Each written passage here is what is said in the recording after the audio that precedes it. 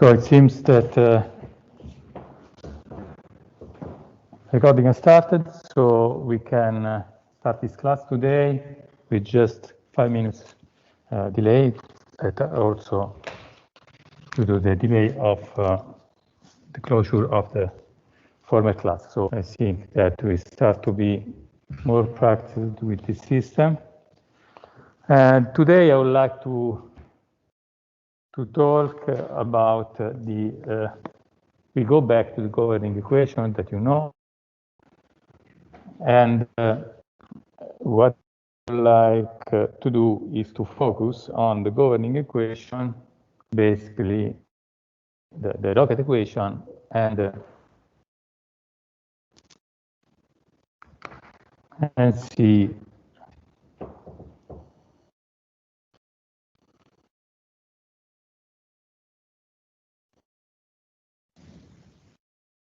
Can you hear me?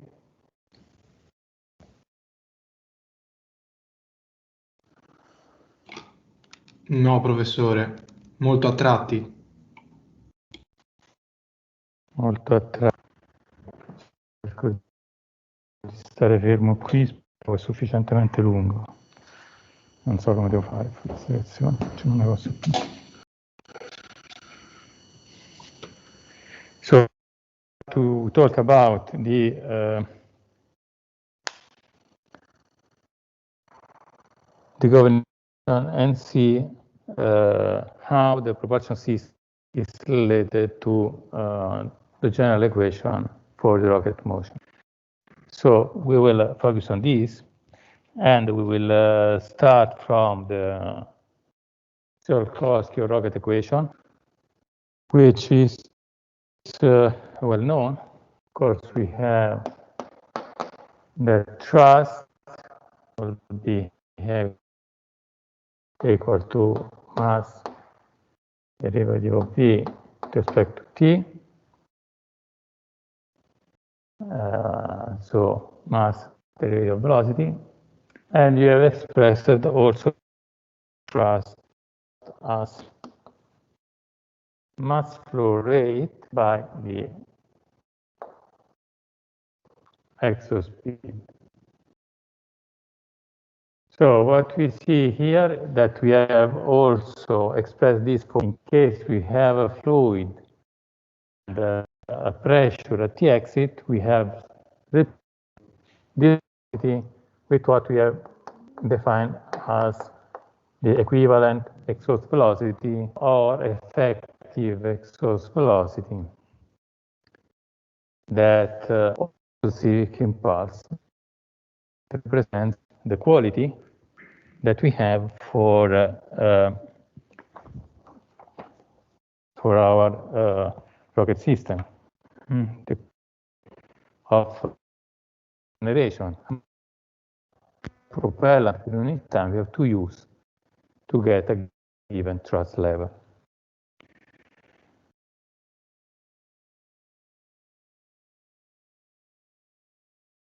So of course we know that the mass of the vehicle of the expulsion of propellant.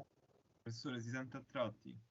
Qualcuno ha detto qualcosa? Si sente a tratti l'audio. Sente a tratti, ma io che devo fare? Sì.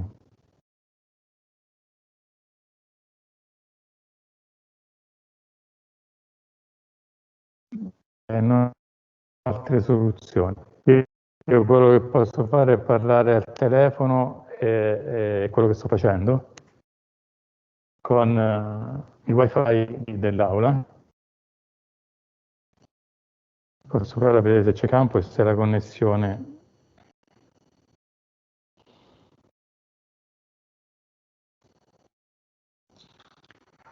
Così sentite? Sentite un feedback per favore? Adesso sì. Meglio? Sembra di sì. Per ora sì, però provi a parlare un po' di più. Va bene, adesso vediamo, vado avanti. Perché voi non sapete quello che dicono loro. So we go ahead and try to see if we are able, at least today, of writing the Tsiolkovsky equation. So we make a giant leap now, and we consider that the change of mass of the system is related to the change, of course, of the propellant mass, which is exhausted. So this totem P can be written as minus dm dt, so the rate of change of the mass of the system. And from this, we can write that m dv dt is equal to minus u eq dm dt. And we can easily integrate this equation by separation of variable from an initial time up to a final time through which we use our propellant. So we consider an initial and a final time, T0 and Tf. We integrate this dV, bringing this mass, of course, on the right-hand side so that we separate the two variables, d and m. And so we have here minus, we have to consider again T0, Tf, and put inside here u eq dm over m.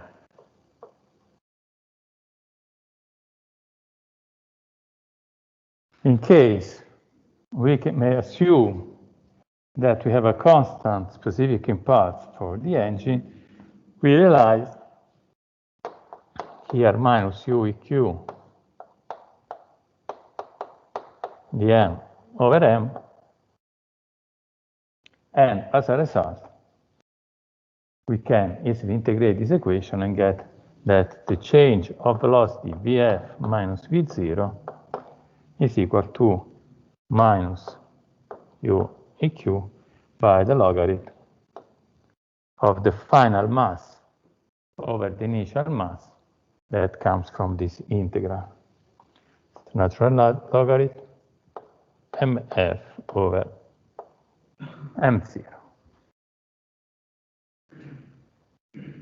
If you don't like the minus sign, you can make the inverse of the ratio inside the logarithm.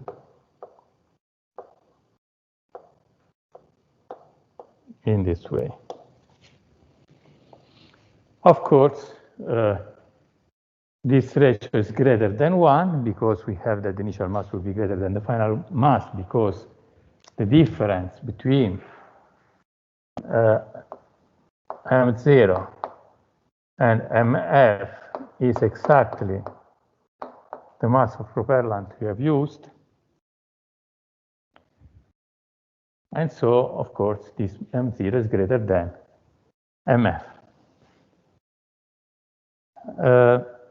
And we have this increase of velocity delta v, this change of velocity in initial and final velocity. This, of course, can also be written for a generic time, considering greater than the final velocity, the generic velocity at the point where we have a given value of m. So in general, it will be Vt is equal to V0 plus ueq logarithm of m0 over m for at the given time.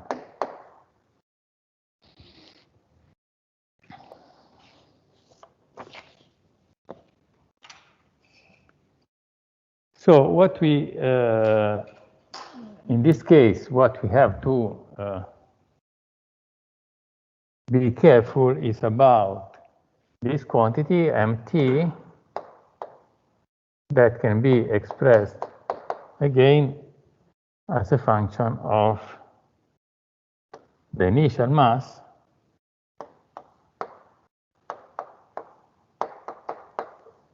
minus the propellant consumed during the time going from the initial time to the present time. of course, if this is again constant, it becomes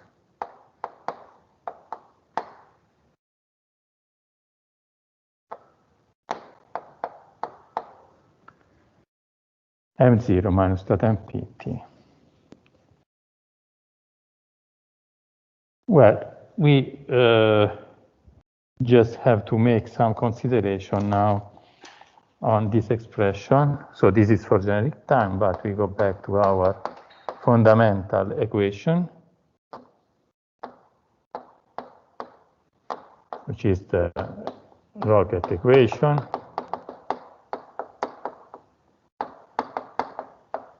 Or Tsiolkovsky equation.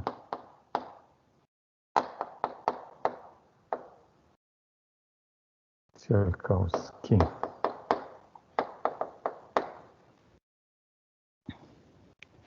What we see here in this expression, we see that the change of velocity that we have to realize does not depend on two quantities. There are two quantities that we can imagine so important that do not appear in this expression: thrust and time. In this expression, there is no thrust, no time. We have that the change of velocity is independent of these ideal conditions because we are considering that we have no other forces acting on our vehicle. In this case, our delta V is depending only on the quality of our propulsion system, the specific impulse, and the amount of propellant we are using, because the difference between the final and the initial mass is related to the amount of propellant we are using. So we will see that, of course, also the thrust level and time, of course, play a role, but in general, in principle, at this moment, we see that in absence of other forces, we just have to, if we are patient, we can also work with a very little thrust for a long time, of course, because thrust is related to propellant mass flow rate. So this can be, of course, the overall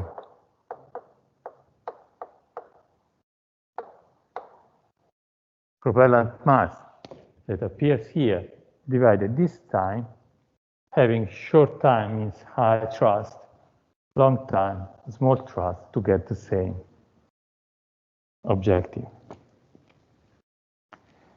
So we have introduced some quantities, the initial mass, the final mass, that can, so the initial mass is m0, it's usually, this is the way, this is the symbol we use.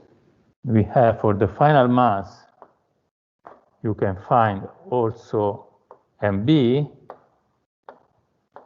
that means mass at burnout. So when we conclude our rocket operation, we have the propellant mass, of course. We have seen our UEQ, which is also equal to G0 SP. So this is just nomenclature. We use these different symbols. Also C is used for the effective exhaust velocity. You can find also other symbols in the literature. Here for, let's say, for my use in the past, what I am using here is if I consider specific impulse in terms of meter per second, I use the variable UEQ. And if I'm considering seconds, I write this as ISP. But of course, this is just, you can do what you like. And we have seen also this other quantity here, this TB, which is the burning time.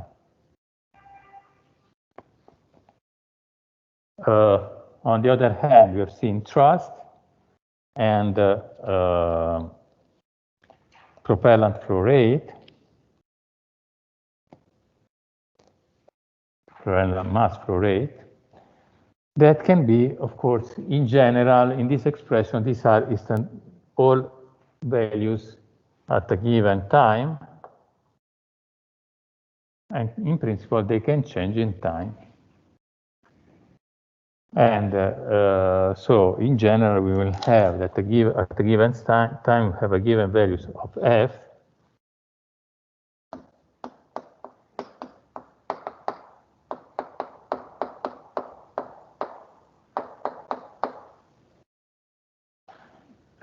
With corresponding to a given value of mass flow rate and effective source velocity or specific impulse at that time.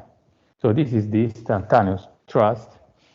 And we can also recall what we have seen also in last class, the total impulse of the maneuver, which is the integral of f in time.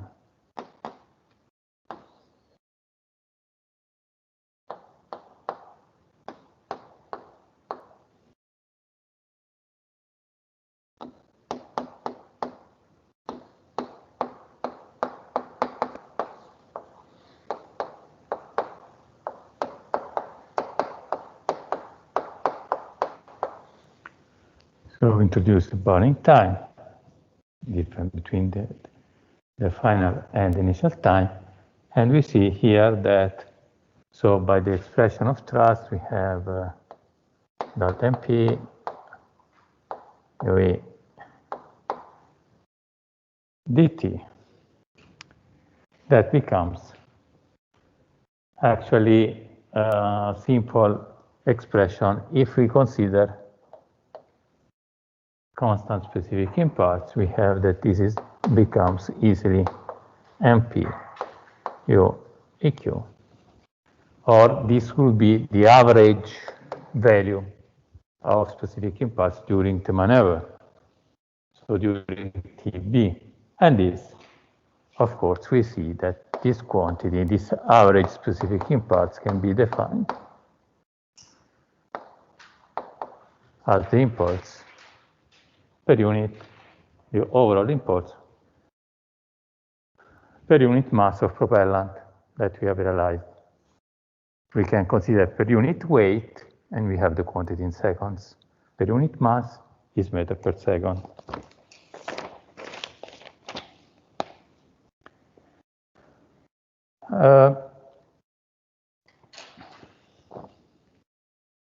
So we see that in our rocket equation, we can identify two ratios which are related to each other.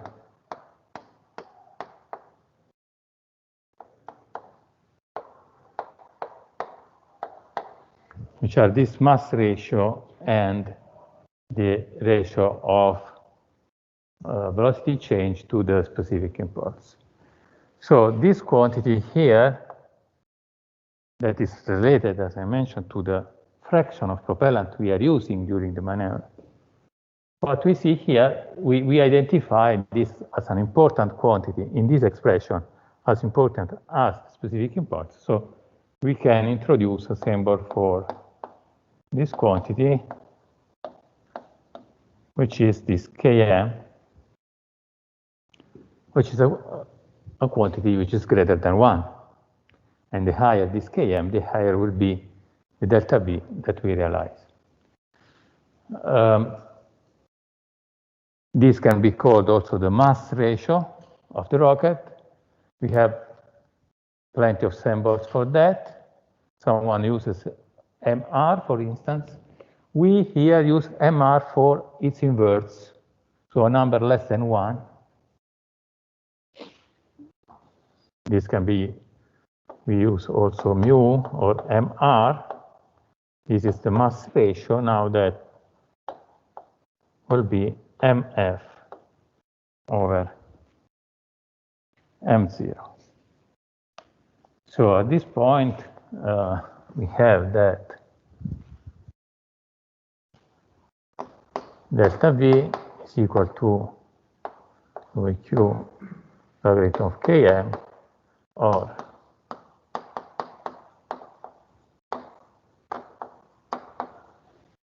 minus UEQ, logarithm of the mass ratio MR. So as I mentioned, this mass ratio is related to the amount of propellant we are using. So another important quantity is the ratio of the propellant mass to the initial mass. So how much of the initial mass is propellant? And we define this quantity, we introduce a symbol which is Z. And also another symbol that I've been using for this is Kp, if we use this K to represent mass ratios, but we will use mainly Z in our course, which is, of course, related to the Km or Mr. So we have that M0 is equal to Mf plus Mp. If I divide everything by M0, I have 1 is equal to Z plus Mr, or Mr is 1 over Km. And so we can express, for instance, Z plus 1 minus Mr, or 1 minus 1 over Km. Okay?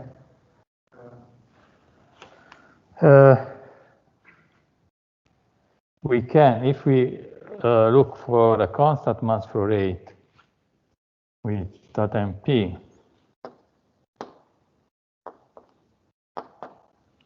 so equal constant MP over TB, and we go back to the expression of delta V in time,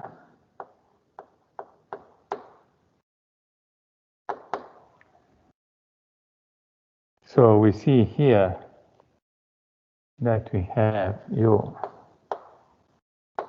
Q Ln of M0 over MT, and this will be equal to here U EQ logarithm of M0 divided by M0 minus propellant flow rate, which is dot MP by the time. So this will be, we take this relation, MP over TB by T. At the end,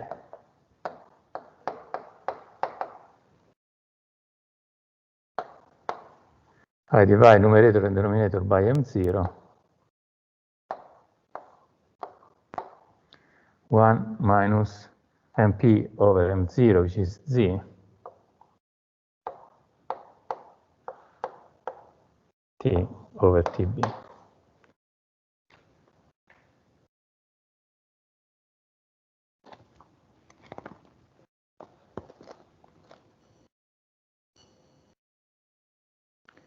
Is everything fine? Are you listening me correctly now? Sì, sì. Bene, grazie.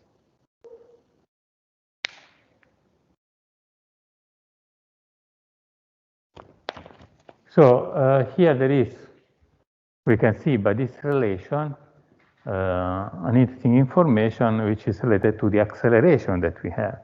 Because we see here that this delta V becomes, is increasing, the velocity is increasing with a quicker pace as we move towards the final time, because we have, with constant specific impulse and mass flow rate means constant thrust, and we have an increasing acceleration coming from the decrease of the mass of the vehicle. So we can see here, plotting that expression, that if we have this delta V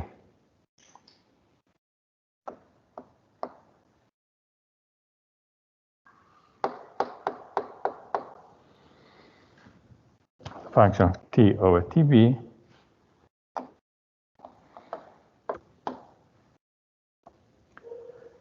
of course, will be between 0 and 1. And what we have are curves like this.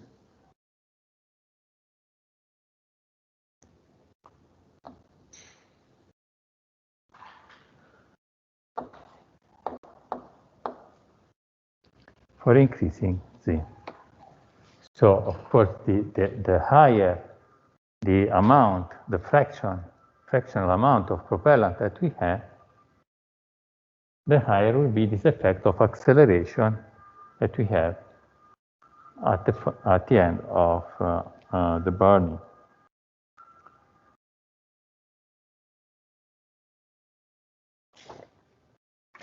So if we go back now to our basic equation, we also see the following.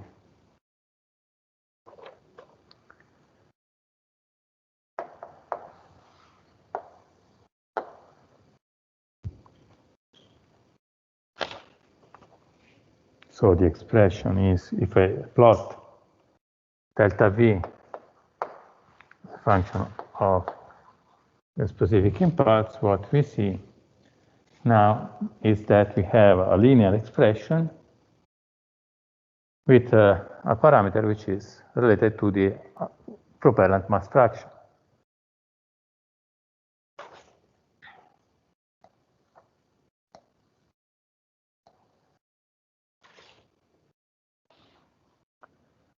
We can put some figures here, if these are kilometers per second.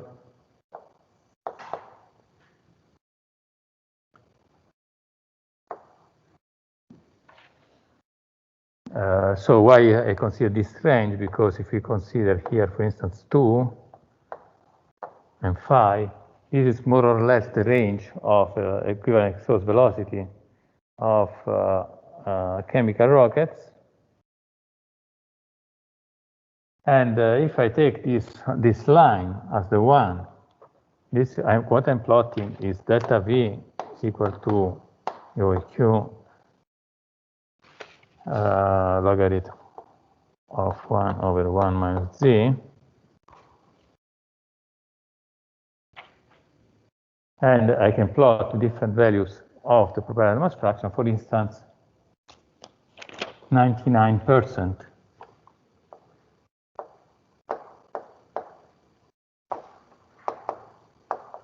That means that MR is equal to 1% or Km is equal to 100.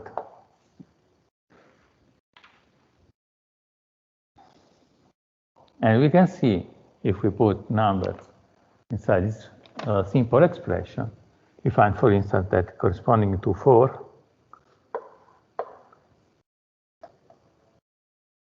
we have here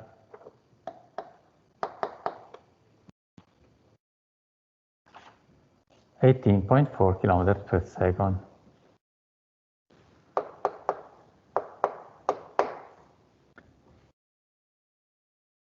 Or for instance, we have, let's consider here 9.2, corresponding to this other line, which is the one obtained by MR equal to 10%. So we have Z 90%, and Km is equal to 10. So if this 4 is something that recall the performance of a hydrogen-oxygen propellant combination, more or less, you see that this 9 kilometers per second, which more or less would represent the delta V needed to get orbit, we see that we need here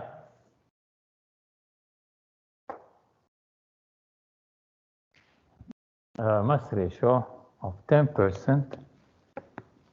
So the final mass will be just 10% or 1/10 of the initial mass, and 90% of the rocket would be propellant. So of course we can see also commonly seen this kind of plot of delta V as a function of Km.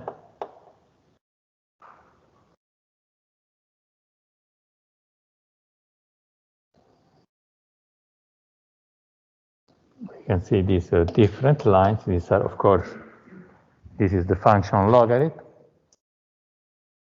with the parameter, which is the multiplying factor, which is the specific impulse. And you see that if we have to realize the given value of delta V, this is what is required to our propulsion system. Of course, we can obtain this result with a value of Km, which is lower when we consider a higher specific impulse. Nothing surprising, but of course, it's something that also tells us that we should have a very high Km to get the same result with a poor specific impulse. In fact, if you consider, for instance, that our goal is 9 km per second, as I mentioned, we will also see again later, if we consider 9 km per second as the need to get orbit, to reach the lowest orbit, we can see that if I consider a specific impulse of 2 km per second, so 2000, more or less 200 seconds, it means that Km should be 90. So it means that the final mass, or the initial mass, is 90 times the final mass, which is probably what we are interested in. And it means also that 99% of the rocket would be made of propellant. Of course, if we increase our specific impulse, we consider 3, we have that the propellant mass fraction becomes 95%. We are heading towards our 9 km per second target.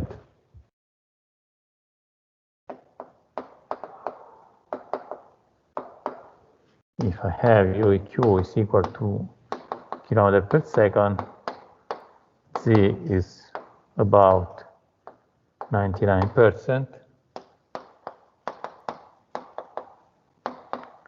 3 km per second,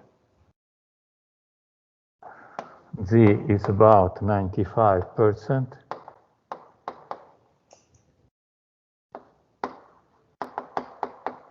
And so on for 4 and 5 km per second. What we see is that becomes a little bit more reasonable value of propellant mass fraction.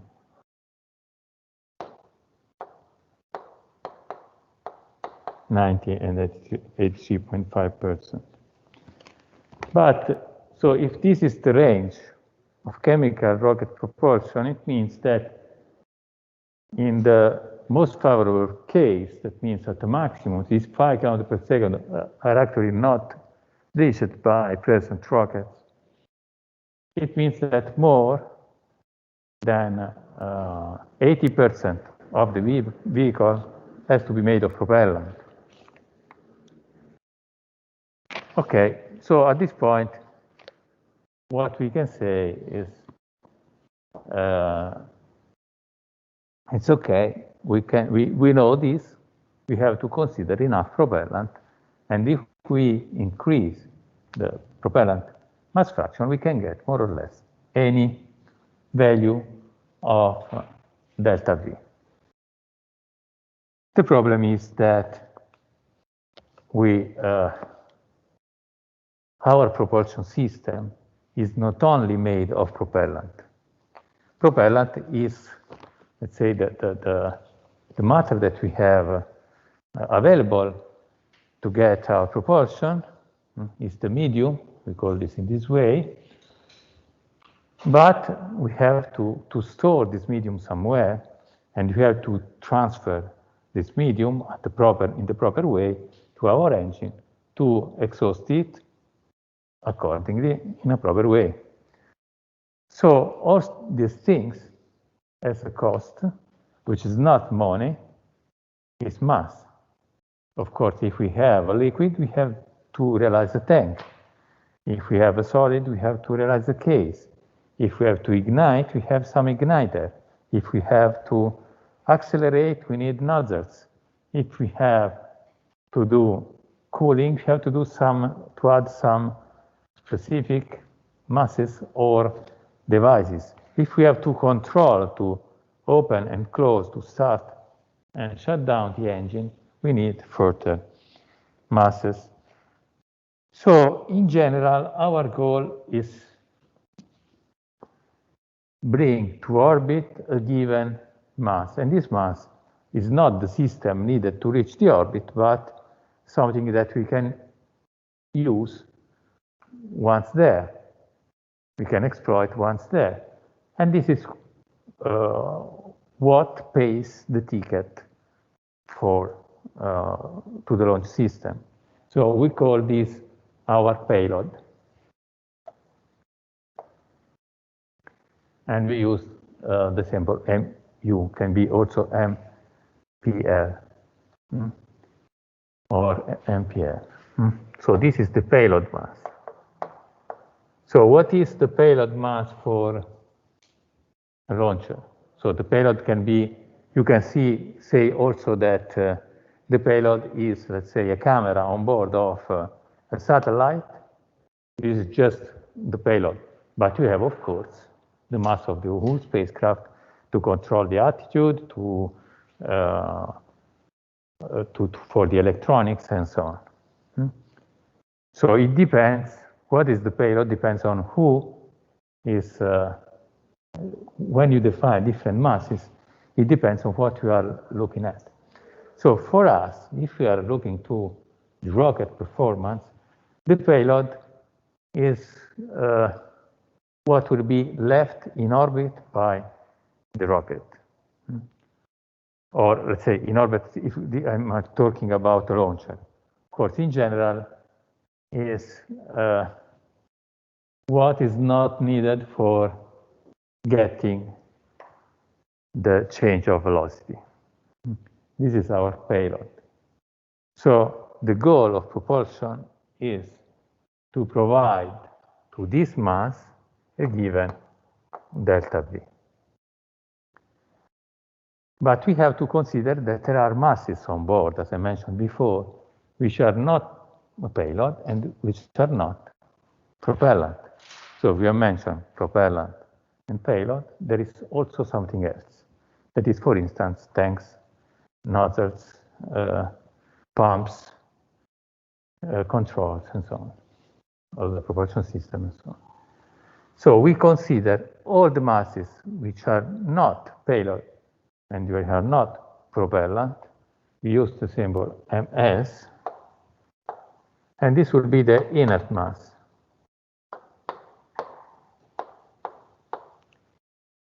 The subscript S comes from structural mass, which has been used and is still used to highlight the inert mass, because mostly we can imagine that it's made of structures that are required to store propellant, for instance. So we call this also a structural mass, but more correctly, we should call this as inert mass. Also because if we are considering a maneuver where we are not using all the propellant, we can consider that, for instance, there are the propellant can be, let's say, some part of the payload we are not using at this moment is part of what will be done later. So at this moment, the propellant I'm using is the one needed for the specific maneuver, and with it, the masses related to the present maneuver. What is done for the next maneuver will be considered, for instance, as a payload mass. So one important thing is that when we define these masses, there is not a truth that says this is marked as payload necessarily, this is marked as propellant necessarily, this is marked as inert mass necessarily. It's something that we have to be able to identify as with the proper definition, depending on the goal we are trying to pursue. So at the end, we can consider now that our system is made of our generic spacecraft with having on board a propulsion system is made of an initial mass, a payload mass, an inert mass, and a propellant mass, where, of course, the final mass, we have also mentioned before, will be made by these two contributions, because we have, of course, consumed the propellant at this point.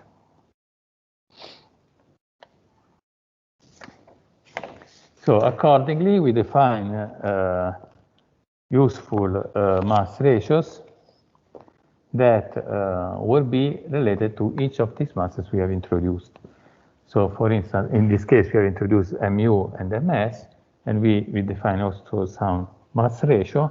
And in particular, we define with lambda or Ku, we will use lambda, the payload mass fraction.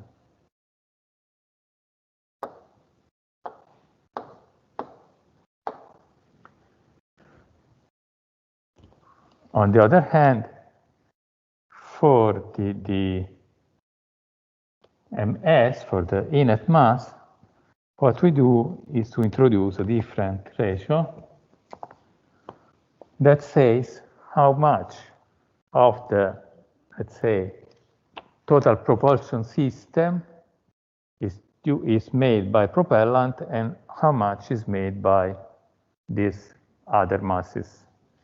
So we introduce our epsilon as, or Ks, will be ms over ms plus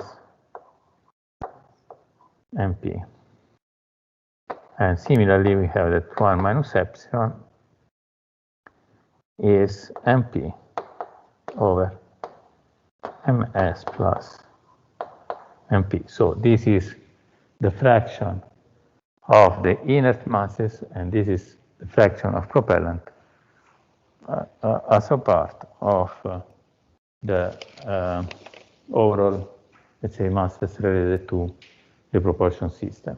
So here we will comment shortly on this definition.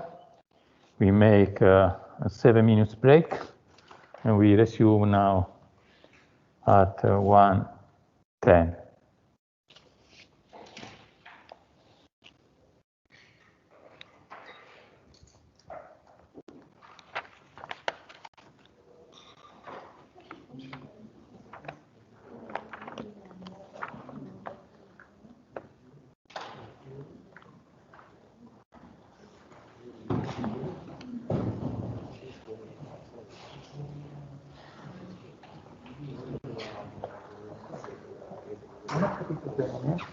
Quando usiamo la velocità di scarico e quando usiamo va bene, il posto specifico, comunque la velocità. Questa era quella. Anche il termine PM non PA per.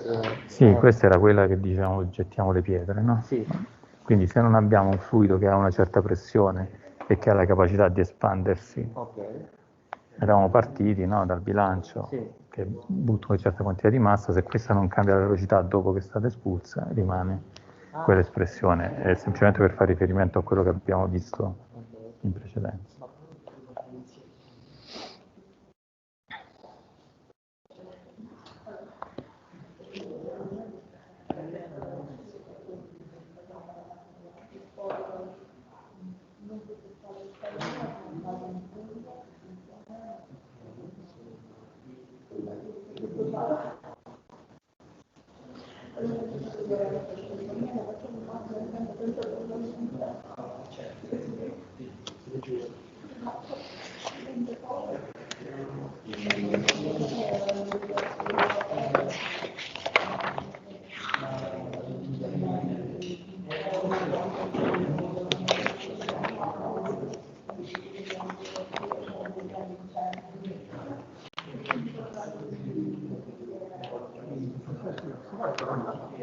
quanto riguarda l'anonymous e la definizione della domanda di partecipazione al bando,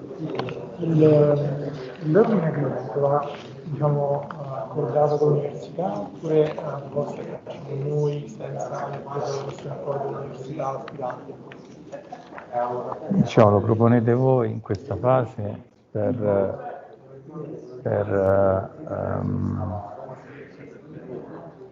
diciamo, partecipare al bando.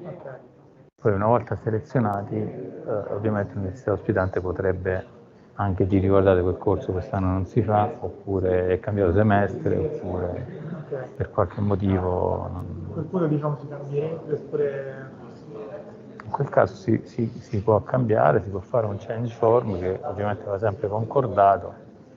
Cerchiamo di fare le cose nel miglior modo possibile, in modo che non dobbiamo cambiare, che facciamo un piano tutti quanti.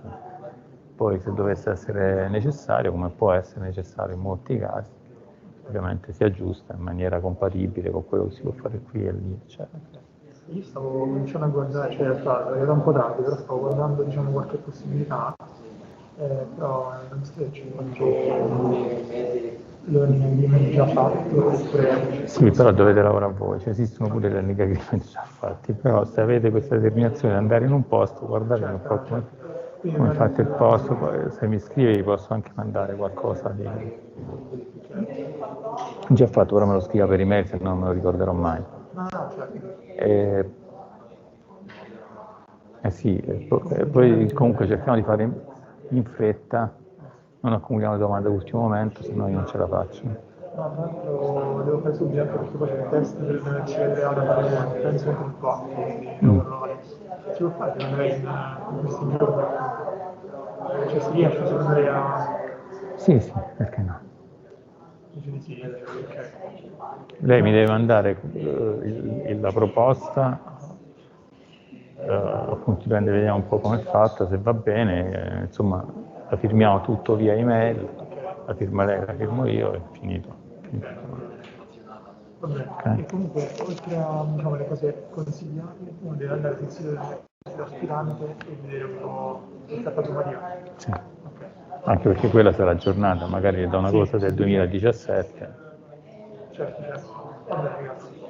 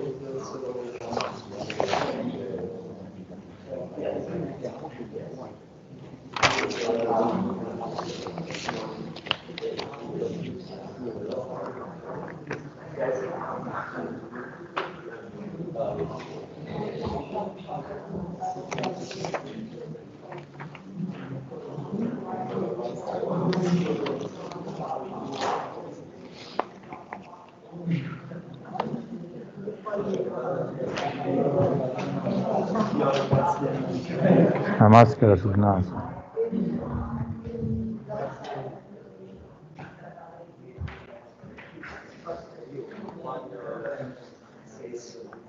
So I think we can resume.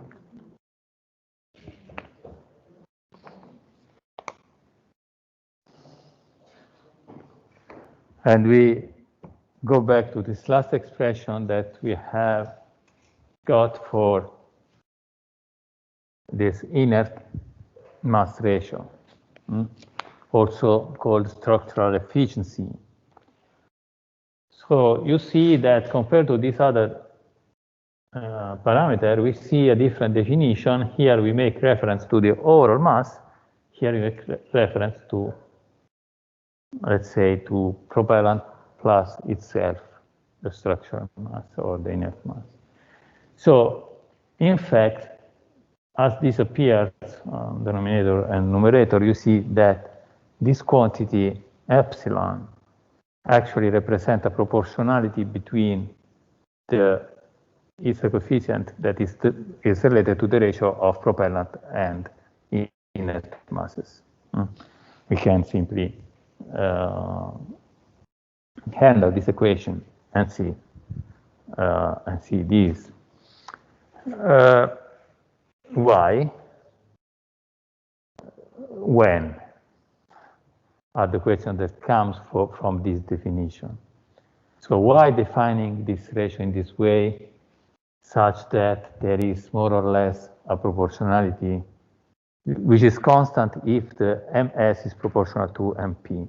So, of course, having an efficiency, we called, if this is a structural efficiency, having an efficiency which is constant is a useful quantity, becomes a useful quantity. So why defining it in this way?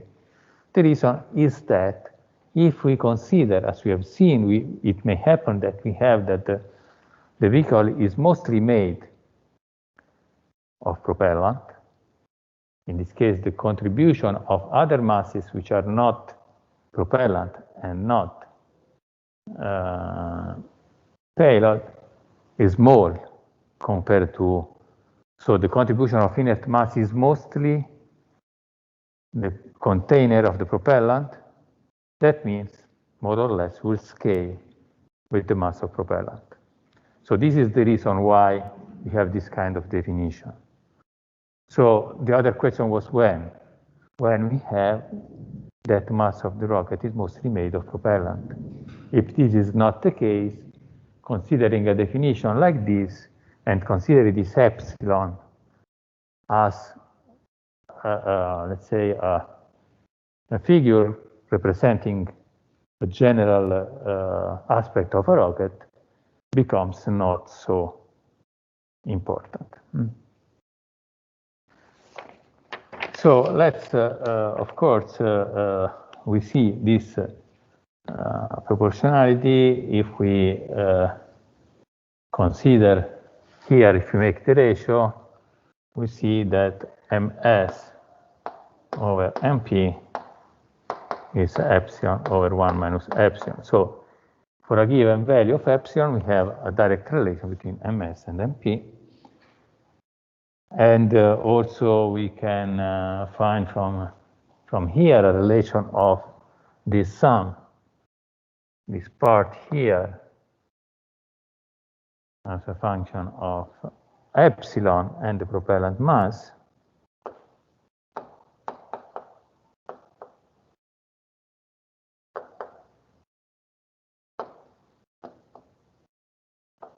P divided 1 minus epsilon. And so we can now arrange with all these mass ratios the expression of m0, and then also to relate z, epsilon, lambda, and the mass ratio. So if I consider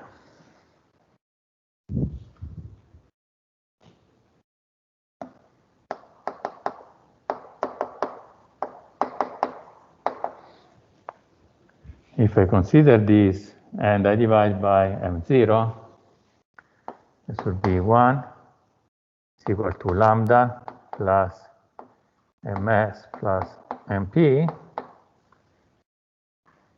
over m0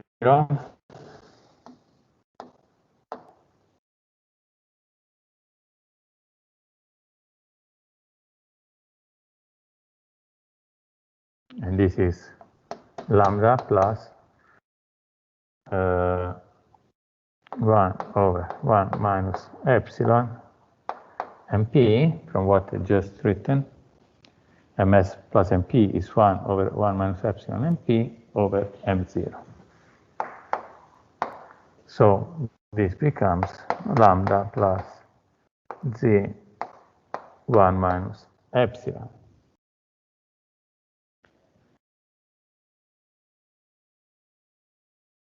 So with, of course, this is, let's say, an increasing contribution. The overall one, that is the overall mass, will be a fraction which is the payload mass fraction, and something which is related to propellant increased by the inert masses.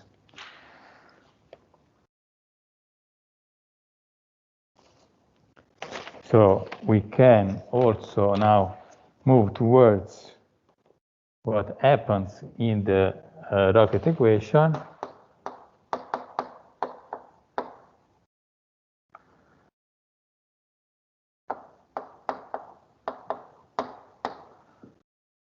And try to see, to insert these quantities here instead of mr.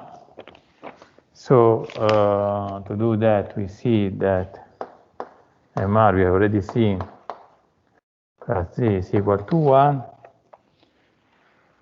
but we can also express our propellant mass fraction from this relation that I just written here. 1 minus lambda is equal to z 1 minus epsilon, and so we have that z is equal to 1 minus epsilon 1 minus lambda. In this way,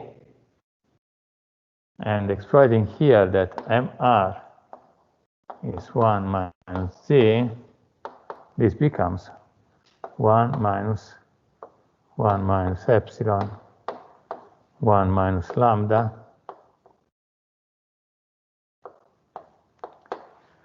or 1 cancels.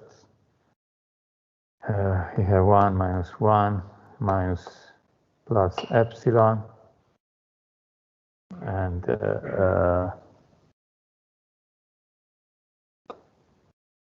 minus plus lambda 1 minus epsilon.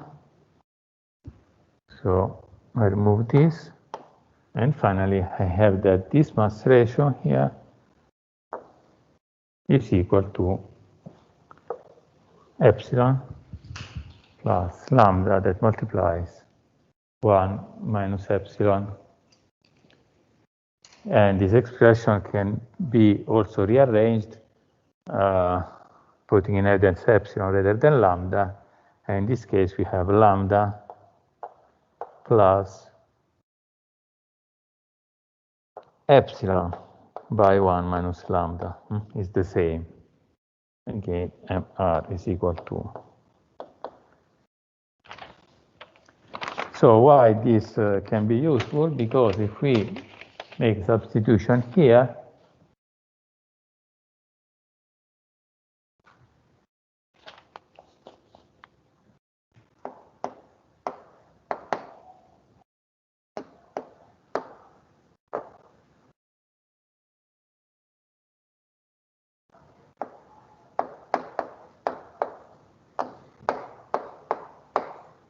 we have this expression. This is an interesting expression because it summarizes our goal. So this is the target, or better, the requirement what specify our mission is delta V. Our propulsion system is here and here in epsilon, and the best we can do is to get this lambda as high as possible. So the goal of our propulsion system is to be capable to work on this UEQ and this epsilon to get, for a given delta V, the maximum value of lambda. Maximum value of lambda means that we need an overall mass which is the minimum with respect to the payload mass that we have as the goal, or the opposite direction, we can, for a given available mass, consider higher payload masses. That, for instance, for the same kind of spacecraft could mean that we can stay longer in orbit because we have some more propellant on board. So it's important at this point to see, so when I talk about this equation, where is the propulsion system? The propulsion system is here and here. It's in epsilon and in UEQ. So we have to be able to manage our medium to get the maximum specific impulse if we are trying to get the maximum performance, and we have to be able to minimize this epsilon, these paired masses that we have on board, which are not propellant, not payload. Propellant mass practically is governed by our specific impulse. So we have some figures as a reference for Km. Typical values could be between 2 and 10. For the mass ratio, we have values in the range 0.1, 0.5. Of course, this is the inverse of, ho perso la linea.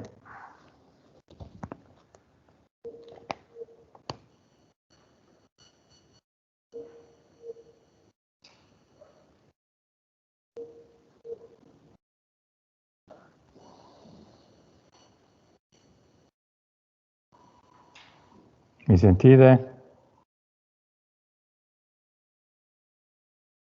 Sì. Ok, avete perso qualcosa? No, adesso vediamo, forse prima. Okay.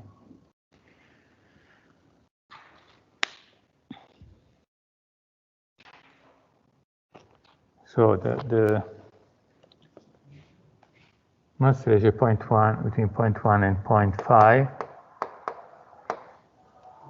For lambda, we consider value in the range 0.01, 1%, 20%, and for Z, typical values. These are mostly referring to launchers, but in general.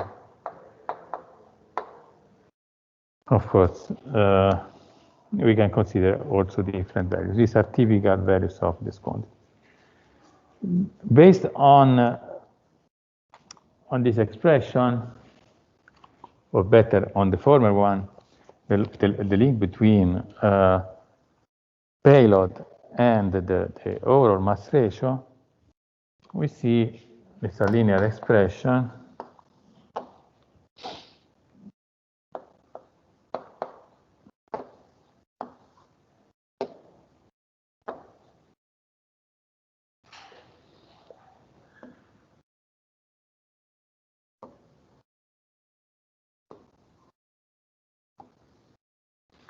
This is our equation, the link between the mass ratio and lambda for different values of epsilon.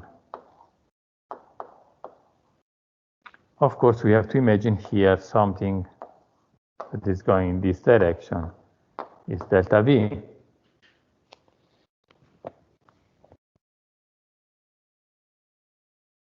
So you see that here there is this region that will never be reached, of course. We have this line that corresponds to epsilon equal to 0, and for epsilon equal to 0, of course, we have that mr is equal to lambda, whereas for epsilon equal to 1, we have that mr would be, of course, equal to 1. 2. And here you see that also that if you consider the high values of lambda and let's say also high values of epsilon, there is more or less mr is equal to 1, and it means that you have a little delta v.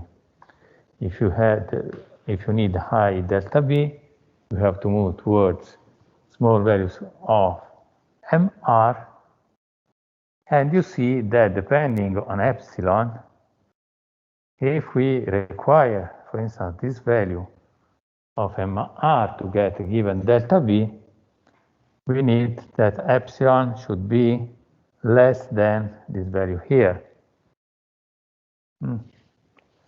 And this will be the focus of the next minutes. So we see that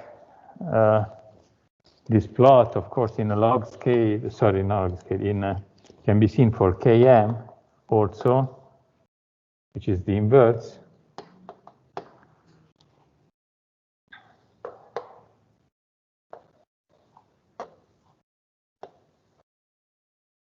For different value of epsilon, and this time epsilon is going in this direction for Km.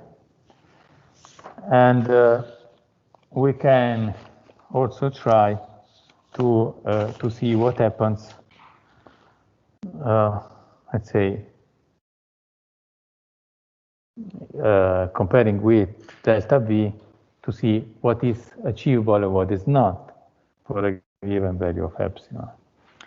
So what we see is here, the next plot.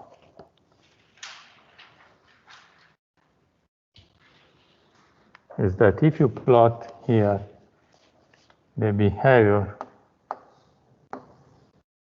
let's say log 10 of lambda, so here we have 0, and here we have delta V over U and Q. We see in this log scale, that means this is -1, -2, -3, means, of course, lambda 0.1, 0.01, 0.001, 110, 100, 1000. We see behaviors of this kind.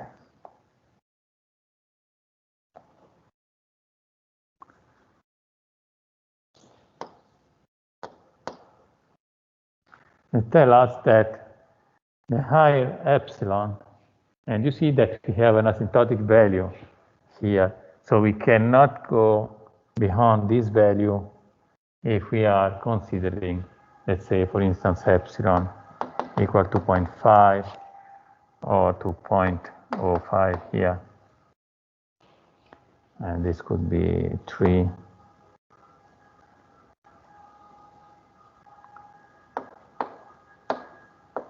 To 1. So you see that we have some asymptotic behavior, the difficulty to go beyond a given value of delta V over Q depending on the value of epsilon.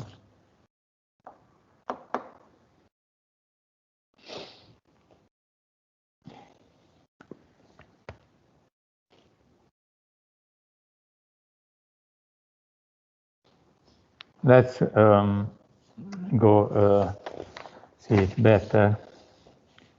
Probably I see the same plot now in another way.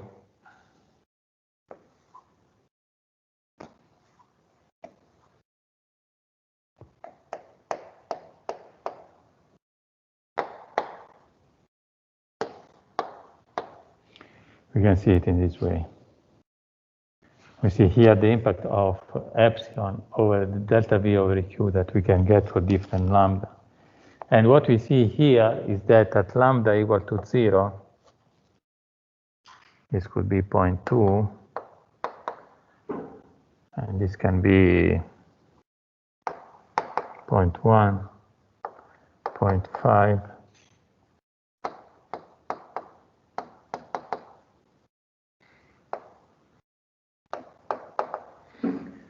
Some different values. What you see is that even if you move towards lambda, which is going to 0, we have a maximum value of delta V that can be achieved for a given value of epsilon. This maximum will increase as we increase epsilon. And we can also see at this point what happens when lambda is equal to 0. Of course, it's something which is not interesting in the sense that we don't want to consider 0 payload, but it's a limiting condition. We cannot go beyond this. So what we see is that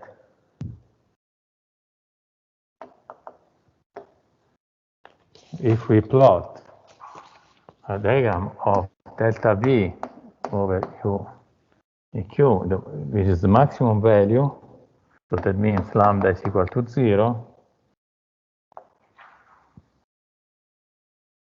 we see a line like this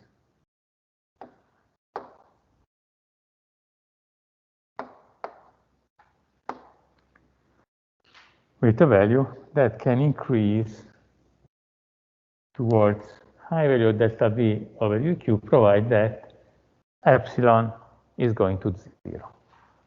If we have a finite value of epsilon, we have a maximum ratio delta V over EQ that we can reach. And what is this value? If we consider epsilon equal to 2.1, 10%, the value of delta V over UQ, we can call it as the maximum value, so at lambda equal to 0 would be 2.3. So we can multiply 2.3 times the specific impulse as the maximum delta V achievable. If we have epsilon equal to 50%, we have that this quantity becomes 0.69. So we can reach velocities which are less than the exhaust velocity, the pure exhaust velocity of our rocket.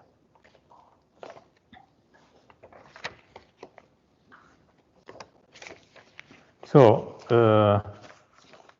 concluding this part, I would like to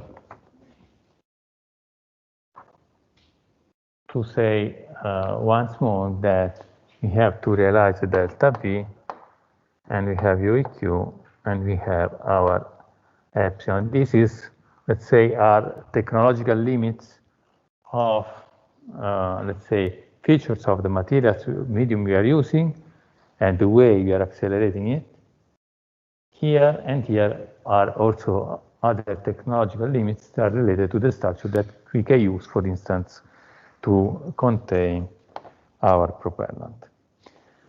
A few words more should be said about this delta V and what is the delta V that is interesting for propulsion.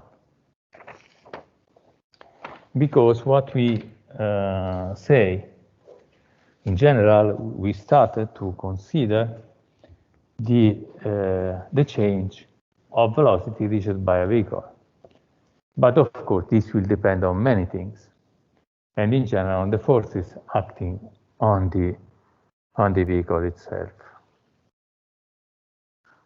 I'll be short on this, but we need to record something.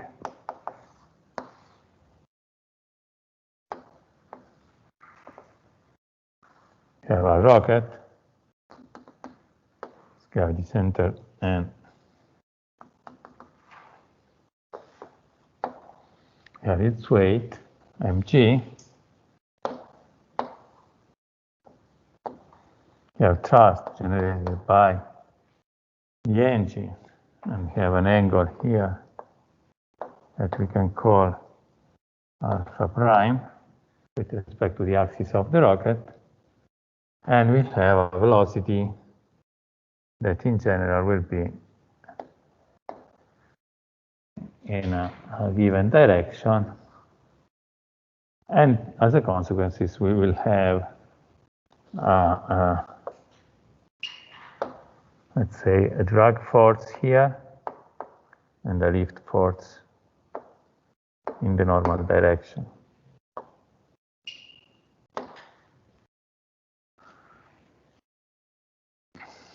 We identify an angle of the velocity with a horizontal line that will be this theta angle here, and also another angle of the velocity with the axis of the vehicle. So we can introduce an angle alpha, which is alpha prime plus alpha second. So we have to consider for this is x and z. We can consider, of course, a planar motion and the forces acting on the vehicle that yield a given acceleration. So m dv in dt will be the result of the different forces acting on the vehicle. In particular, we see here that thrust, we see this in the direction of velocity itself, and we see that the angle that the thrust makes with the velocity direction is exactly the angle alpha. So we have that the contribution of acceleration in the direction of the velocity will be thrust by cosine of alpha. We will have in the opposite direction, contracting against the velocity, the force that we have in the atmosphere, our drag, in the symbol d, and we have in this direction also the force exerted by the weight by gravity, so the weight of the vehicle. This is, of course, a simplified equation of motion just to make evident what we will call our delta V losses. In fact, we can consider that to get our delta V, we should obtain this by integrating in time this expression. Let's consider this at a given moment just to figure out the most important contributions, so that we can here say that our dV, I can integrate in time on the right hand side, divide everything by m, and also would like to make appear in this expression also what we have seen so far. That means the expression of the thrust as the single contribution to our dV. So in I can sum and subtract the term we have seen before, which is U eq dm over m. We know that F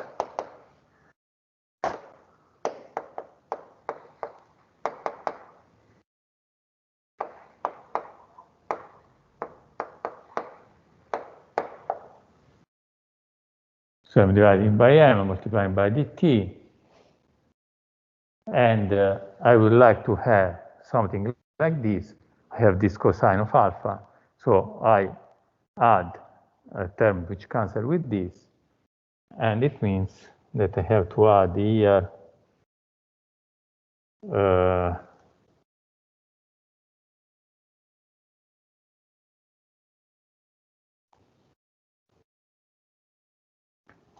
So I have plus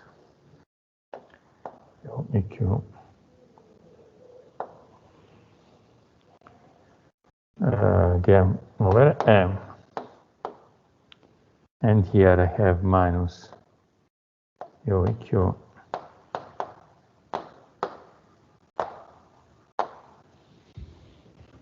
dm over m cosine alpha. So this becomes 1 minus cosine alpha here. And then we have the other terms. For the drag, we can consider this proportional to the dynamic pressure.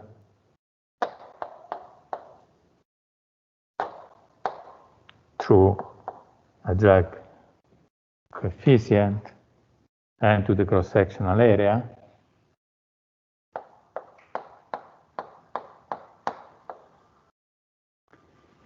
And finally, I have the gravity term, that will be divided by m, integrated by time, minus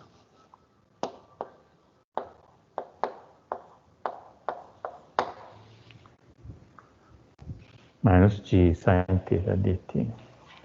So this can be seen instantaneously, and we can consider that if this is the ideal value, what we have considered so far, we should consider also this other term. And this other term will be referred to as delta V losses, in the sense that what we have to realize by our propulsion system is this one. This is the actual change of velocity, and this is the corresponding change of velocity that would provide our propulsion system in an ideal case. So this is representing, in some way, the delta V, I would say, let's put for this moment P, our propulsive delta V. And then we have that this corresponds to the actual delta V and to something else, which are delta V losses.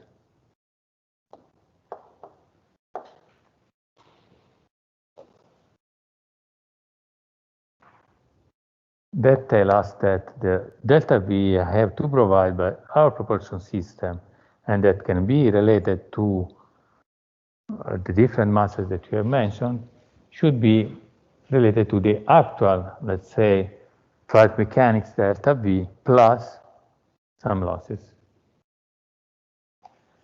We just evaluate these losses to make some consideration then on the thrust level and on the these are consequences, of course, on the thrust level that you have to select on the time and on the, for instance, on the aspects of staging.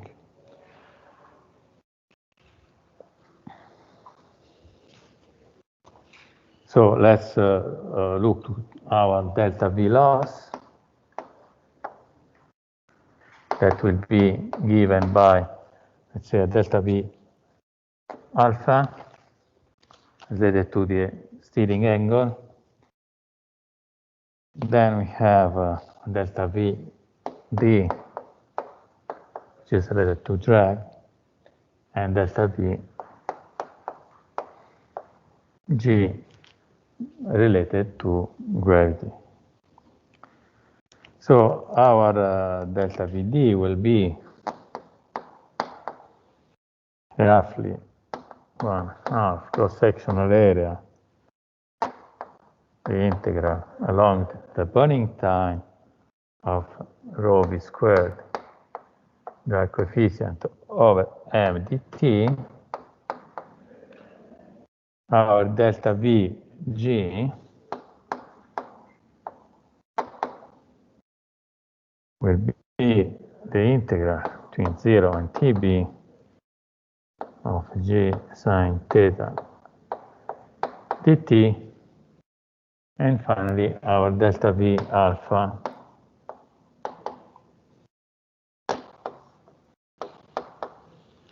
will be minus the integral of minus, sorry, without minus, it will be the integral of between 0 and b of 1 minus cos alpha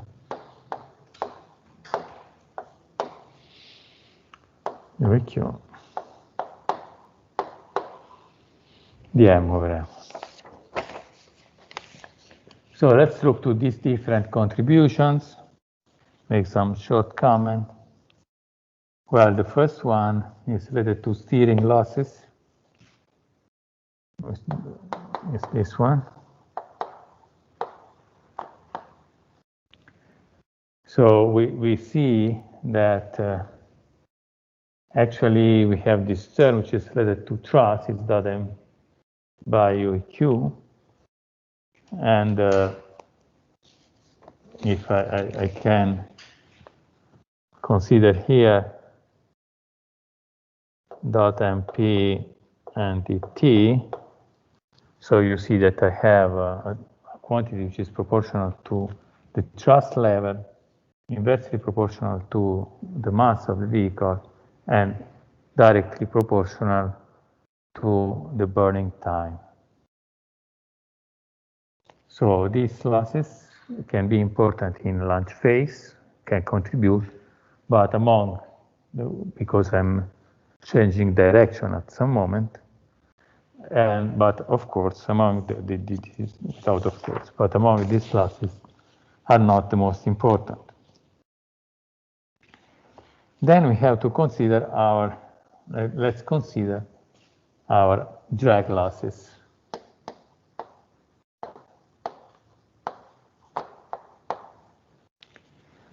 Drag losses are related to the atmospheric flight,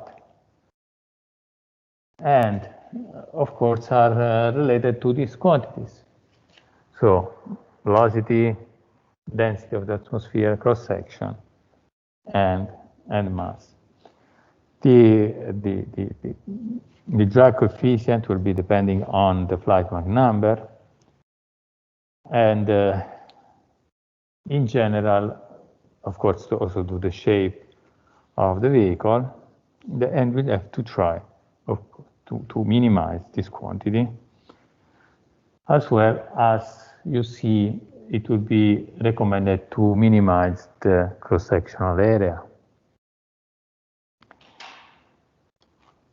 So an interesting comment that can be made if I make an approximate integration of this expression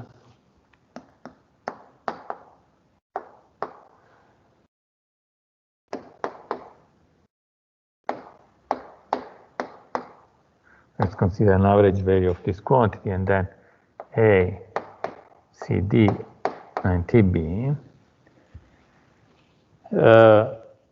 So what we see here is that we have a linear dependence on TB that should tell us to minimize the time we spend in the atmosphere. And in the atmosphere, not so fast, because we have this v squared here. So we should fly in the atmosphere at possibly low velocity, but in a short time. So it means that it's better you fly vertical.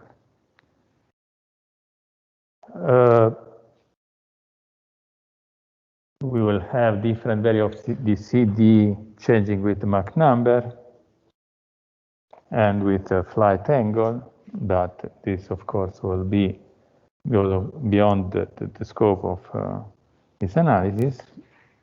What is interesting to mention here is that, well, I said before that also A could be minimized, so having a small cross-section, but we have a given mass that will be contained in a given volume. So we can say that we have that this drag is proportional to the cross-sectional area, but the mass is proportional to the overall volume of the rocket. And so we can imagine that if we have a characteristic dimension of the rocket, or two characteristic dimension, for instance, let's say we can consider a diameter d. Do not confuse it with drag. Let's call this diameter d.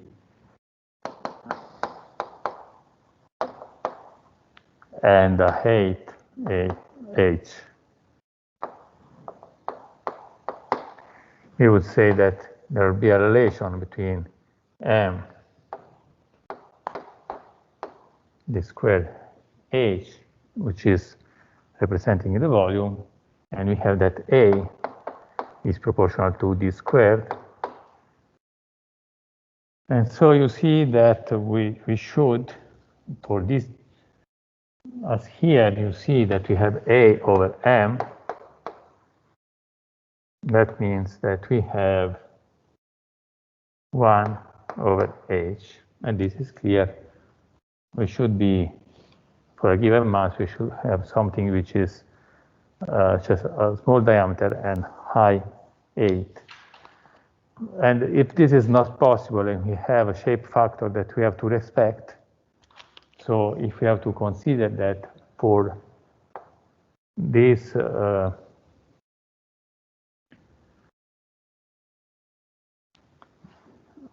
is represented by a proportionality between h, let's say a sigma d, this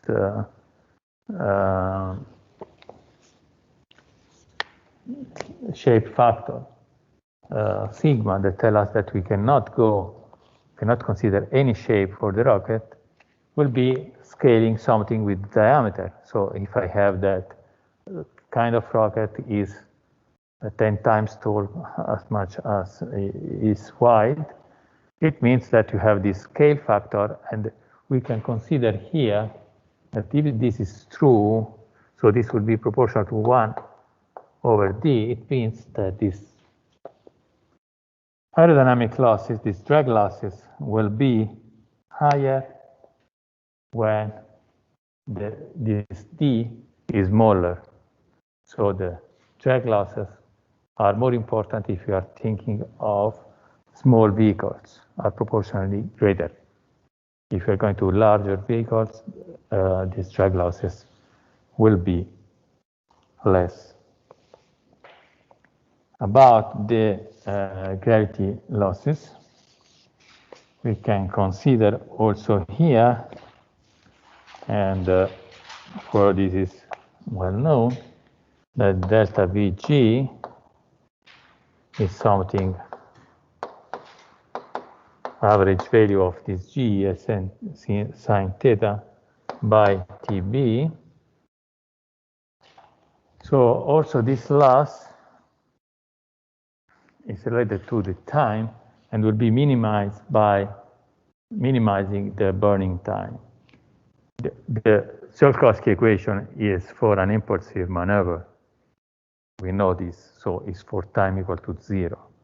So if with time is not 0, you have to consider possible losses. All these losses are proportional to time. So the more we are closer to the impulsive maneuver, the less will be losses. And this is true also for this contribution to losses that will be also minimized if we fly it this time horizontally. So in this case, if we fly perpendicular to the gravity force, we have 0 gravitational losses. So you see that we have to balance two different requirements which are coming from the drag and gravity losses. But also in this case, we can see that we minimize losses if we have short operation time.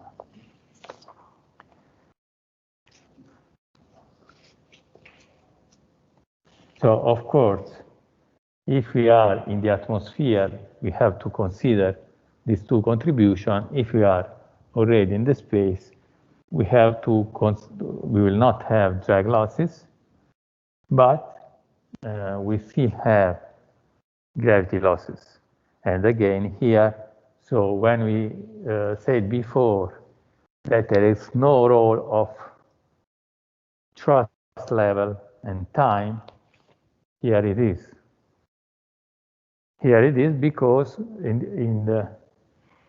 even if we are in space, there will be to consider possible gravity losses if we are not doing an impulsive maneuver. And this will be a cost, and typically it's a cost that appears when we are considering low thrust engines.